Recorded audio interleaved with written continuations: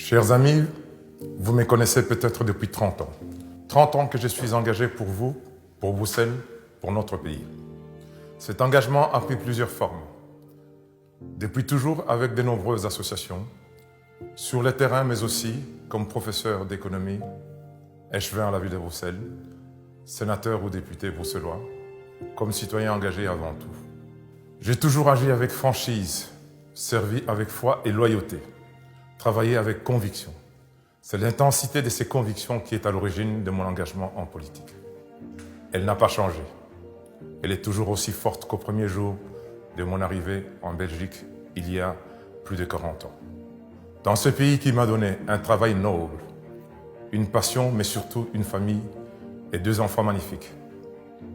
Ces convictions et ces valeurs ont toujours reposé sur le travail, la responsabilité, l'égalité de chance, la solidarité, l'émancipation et l'esprit d'entreprise. Depuis 2 mois, alors que le CEDH réfléchit à son futur, j'ai décidé d'agir concrètement. J'ai été élu à votre service et la crise sanitaire économique appelle à une action politique urgente.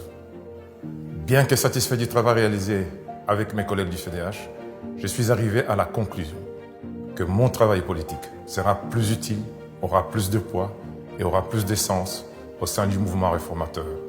J'y intensifierai mon action plus librement. Je poursuivrai mon engagement davantage en phase avec mes valeurs, tout simplement. Dès aujourd'hui, avec le maire de Georges-Louis Boucher, de Sophie Wilmès, David Lester, mon ami David Westman, Alexia Bertrand, Vincent Deholf, d'autres que je n'ai pas l'occasion de citer ici ainsi que leurs équipes, je m'engage à mettre mon expérience au service d'un projet clair pour Bruxelles et pour la Belgique. Un projet pour une ville, une région, un pays qui permet à chacun d'exprimer son potentiel. Et je pense en particulier à tous nos concitoyens vivant dans des quartiers trop souvent oubliés. Un projet de société attentive aux libertés individuelles, trop souvent mises sous pression par des extrémistes de gauche comme ceux de droite. Une société qui défend clairement le travail et encourage l'esprit d'entreprendre et dans tous les quartiers de Bruxelles, auprès de tous les Bruxellois, qu'on récompense ceux qui prennent des risques et qui créent de la richesse dans notre pays. Une société qui vise à rendre chaque individu autonome, acteur de sa vie.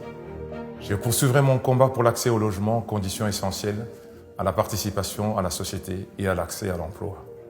Une région qui n'oublie personne.